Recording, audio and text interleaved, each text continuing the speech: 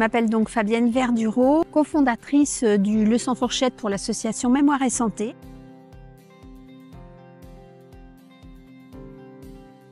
Cette association a l'objectif de mettre de la qualité de vie et du bien-être pour les personnes atteintes par les maladies de la mémoire, les maladies neuro-évolutives. Le Sans Fourchette a fait l'objet d'une demande par une personne qui était atteinte de cette maladie et qui avait envie de continuer à déjeuner au restaurant avec sa famille et son mari. Nous avons eu l'audace de créer ce repas pour manger avec ses doigts, de la gastronomie française au restaurant. Phase numéro 1, c'est une présentation auprès de l'équipe pédagogique du lycée hôtelier afin de promouvoir le concept. Pour moi, le Sans Fourchette, je pense qu'il est indispensable pour les élèves parce que ça va leur permettre un petit peu de la notion de partage. Et cette notion d'aide se perd de plus en plus. Et moi, je veux vraiment la remettre au bout du jour. Professionnellement, ce n'est pas que de la restauration commerciale. C'est aussi faire plaisir aux gens, apporter que du partage, du bonheur à des gens qui sont parfois seuls.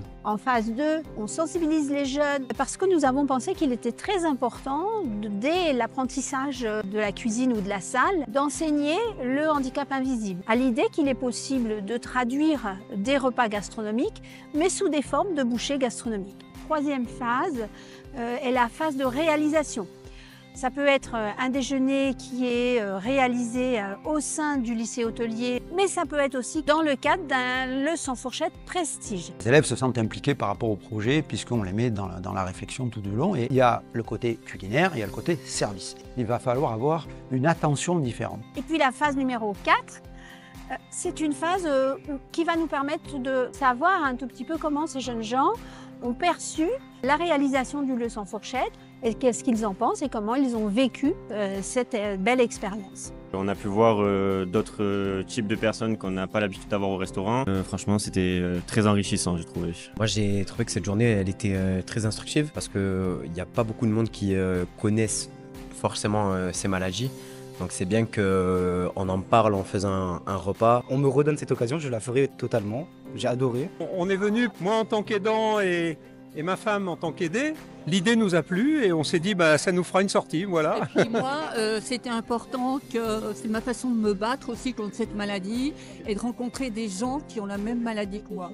Le jury du prix de l'Institut Nutrition 2023 a eu un véritable coup de cœur pour le projet Le Sans Fourchette de l'association Mémoire et Santé. Ce qui nous a particulièrement séduit avec le Sans Fourchette, c'était l'opportunité de présenter à des futurs chefs les spécificités des personnes atteintes d'une maladie neurodégénérative et dans le même temps de permettre aux malades eux-mêmes et à leurs aidants de vivre une expérience gastronomique joyeuse, positive et gourmande.